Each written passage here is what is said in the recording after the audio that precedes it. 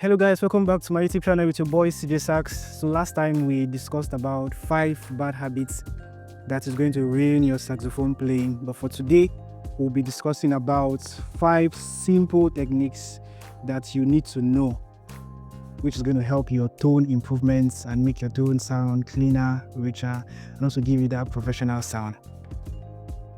So guys, the first on the list is proper jaw positioning. Proper jaw positioning. What do I mean by this? You should be able to make the syllable or shape your mouth to making the syllable O syllable. That's what we need on the saxophone. Your mouth should be shaped as O. This is going to help bring out the air from your diaphragm. Remember the previous video we discussed about 5 bad habits, and one of them was that you should make sure you're trying to produce air from your diaphragm other than your chest region. So having this syllable O is going to help you a lot. And then be sure your lower lip is resting on your reach.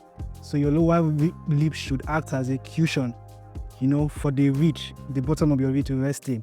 So, and then your top teeth also should be placed on the mouthpiece. So that's why it's advisable you have a mouthpiece guard.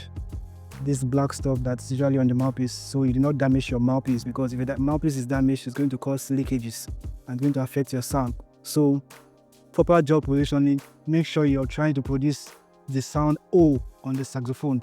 So it should look like this.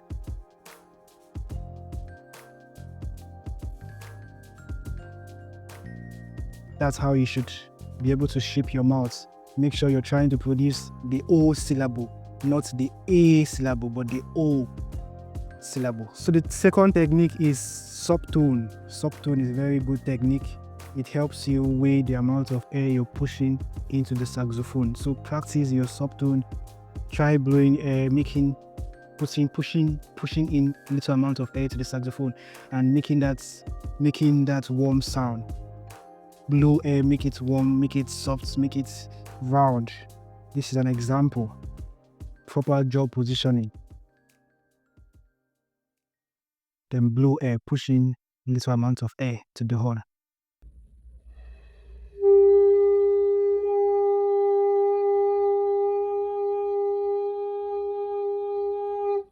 So the third on the list now is long tones. Long tones, of course, this goes hand in hand together with the subtone, but try as much as possible to practice your long tones separately. Long tones gives your saxophone improvisation a very colorful look and a colorful sound. So practice your long tones and be sure you have a very good reed. Your reed is healthy enough, because if it's not healthy enough, it's going to affect the sound. Your sound now you're going to cut the sound because of the reed. So be sure your reed is in good condition. And also be sure your sax also is in good condition. We are trying to look for a way that the air can flow smoothly and seamlessly without any cause or whatever. So try as much as possible to have a healthy reed. Your reed should be in good condition, and also your saxophone should not be leaking. The parts all should be very close and tight together. So this would help you achieve the long tone exercise. So the fourth technique I'll be sharing with you today is practicing your long tones together with your subtones. Yes, there's a very fancy way of achieving this. Remember, long tone, you're sustaining your notes, subtone, you're pushing in its amount of air. So how do you achieve this? You achieve this by varying the pitch. So you go softly, pushing air softly, then increase the pitch, reduce the pitch, increase the pitch, and reduce the pitch. That will give you variance in pitches. This is what I mean.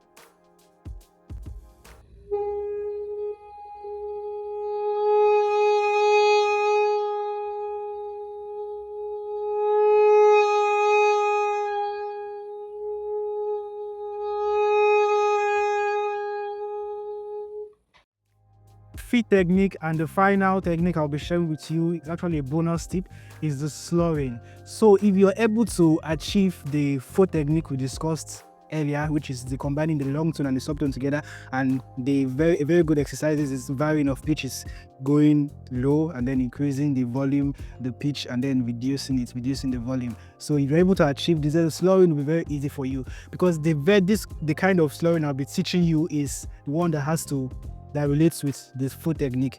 There are actually different kinds of sluring, because sluring is a is a technique that has to do with how you mess around with your notes, the straight air you blow into the saxophone, not the articulated one, but the straight air. So how you bend this note, how you mess around with it is slurring. So the kind of slurring I'll be teaching you is the one that emanates from the foot technique. So how do I mean?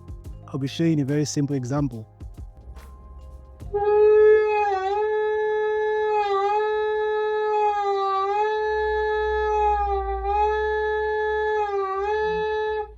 So to be able to achieve this, you should make sure your jaw, you're bringing down your jaw. Yeah.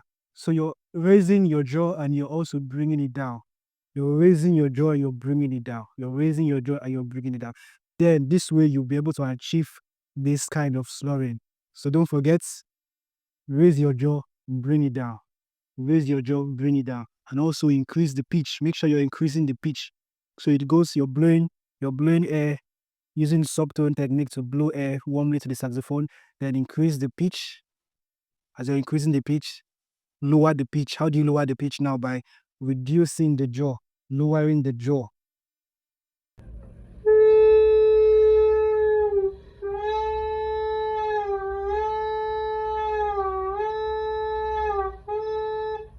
That's how you achieve this. Lower the jaw, make sure the jaw is lowered and increase it, lower it and increase it, and you'll be able to achieve the slurring technique. So guys, that'll be all for now. If you found value from watching this video, do well to hit the subscribe button, like, share, comment. I'd love to hear your thoughts. Also turn on the notification feature so you'll get notified once I post helpful and educative content such as this. So stick around because I'll be dropping more of these videos. Till I come your screen next time, I remain Sax. Peace and love.